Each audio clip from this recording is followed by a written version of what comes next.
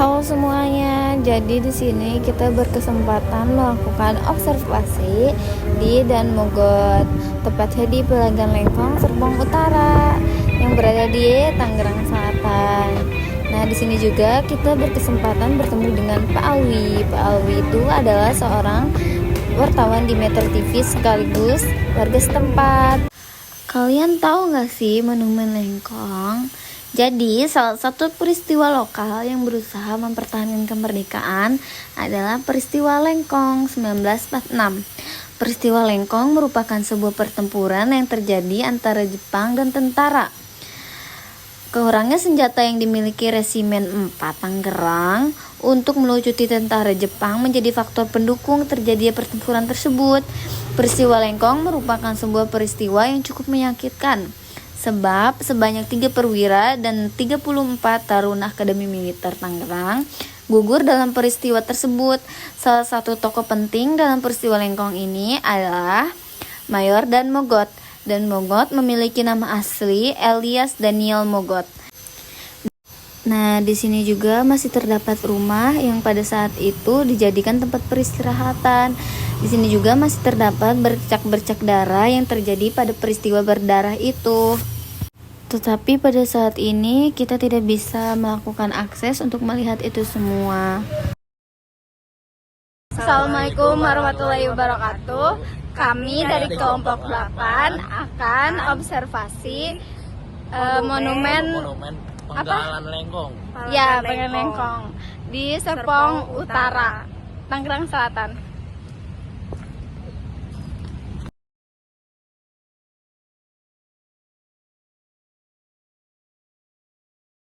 Saya Cina punya PT namanya Lengkong.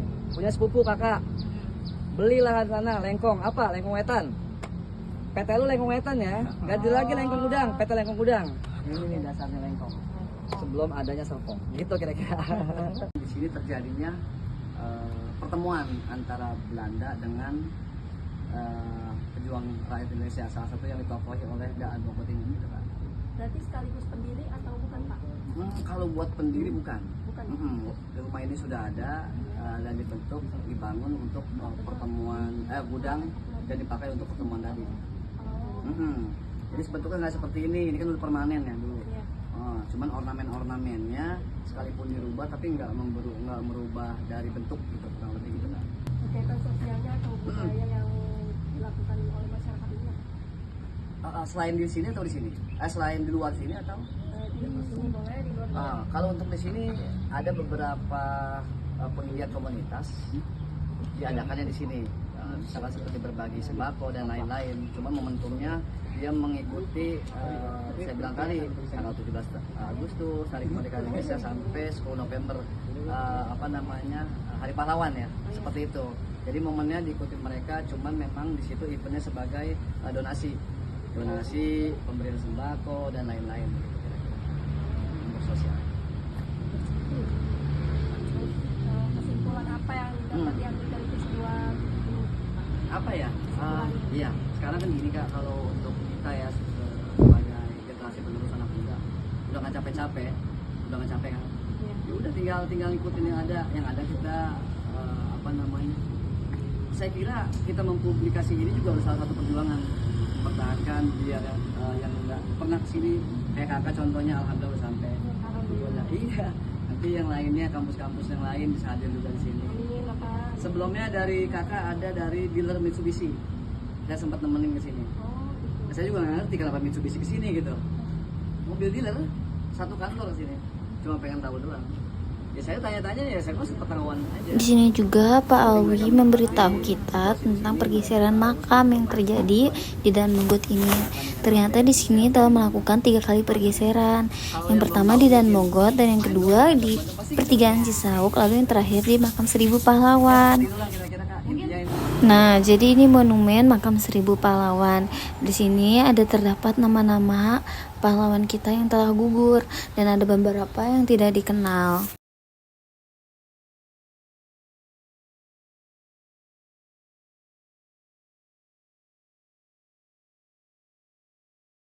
Nah, jadi kita berada di Makam Seribu Pahlawan. Makam Seribu Pahlawan adalah tempat peristirahatan terakhir bagi para pejuang yang gugur dalam mempertahankan tanah air. Makam ini bukan sekadar tempat bersejarah, melainkan monumen hidup yang merefleksikan pengorbanan besar para pahlawan yang rela mempertaruhkan nyawa demi kebebasan bangsa. Jadi di sini kita akan ngasih lihat ke semua teman-teman. Ada beberapa makam sekitar 238 dan ada beberapa yang belum dikenali nama-namanya. Ini makamnya ya.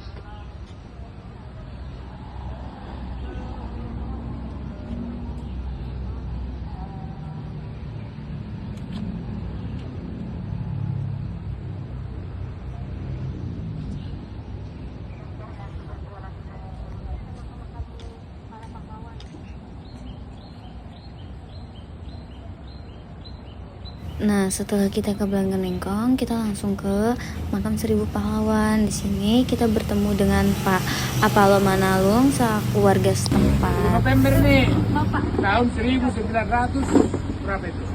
Ya, pahlawan ini matilah 1000 orang, 1000 persis 1000, bukan 1100, 1000. Karena ditajuk, makanya namanya makam pahlawan 1000. 1000 nih. Terus untuk yang pertama itu siapa saja tokoh penting yang berperan dalam pengembangan kawasan ini. Ya kalau untuk tokoh penting yang berperan ya jelaslah itu kan sudah pasti satu Pemda, karena ini di bawah kawasan Mensos ini sekarang sosial. Terus yang poin ketiga, apa saja kegiatan sosial dan budaya yang perlu dilakukan masyarakat di kawasan ini. Ziarah, sering juga orang bermain di sini kan. Terus mengapa pertempuran tersebut terjadi di Palagan Lengkong? Bukan pertempuran itu namanya juga masih tahu lah kan, tahun 10 November kan. Jadi di Lengkong sono itu tembak itu 1000 orang. Dari Tajuk. Tapi karena Tajuk itu sempit, datang Pemda dikasih lahan ini dipindahkan ke sini. Jadi kalau di sini masih cuma tanah doang itu, nggak ada mayat. Tapi untuk kayak pahlawan-pahlawan yang tidak dikenal itu bagaimana Pak? Jadi memang pahlawan-pahlawan yang di sini sih sebenarnya untuk yang dikenal nggak ada di situ. Kenapa dia terkenal? Karena pada saat itu yang mati 1000 orang. Ada nama-nama Lengkong. Kapan tepatnya pertempuran di Palagan Lengkong itu terjadi? 10 November, nggak tahu tahun berapa. Tahun berapa itu? 10 November 1045 kayaknya. 64 ya. 64 ya itu. 10 November 1964. Itulah 1000 orang lah itu. Masyarakat juga sebenarnya ada, tapi jadi dibikin pahlawan. Nah, kalau mau proseduralnya kelihatan yang 10.000 orang itu kan ada, tapi di dalam. Salah satu kan anak itunya itu, yang ada tembok, itu namanya semua itu lebih. Jadi dulu waktu ini kalau ini Ada kan namanya itu. yang ditanya ini nih poin ke-6 nih, bagaimana kondisi lingkungan di kawasan Palagan Lengkong. Pada saat itu ini sempit, jadi agak udah kumuh ya. Makanya dipindahkan ke sini kan bersih. Waktu di Lengkong. Makanya perhatikan ini itu udah saya hanya terakhir nih, sempit. poin ke-6 udah.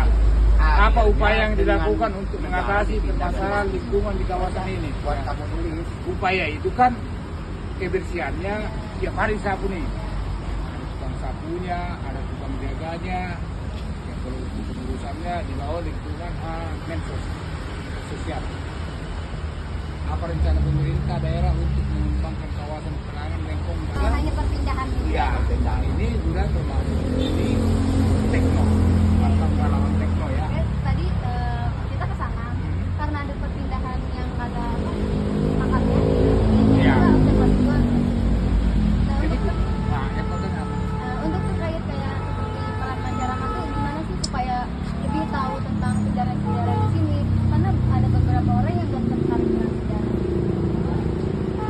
Itu kan sebenarnya memang masyarakat itu kan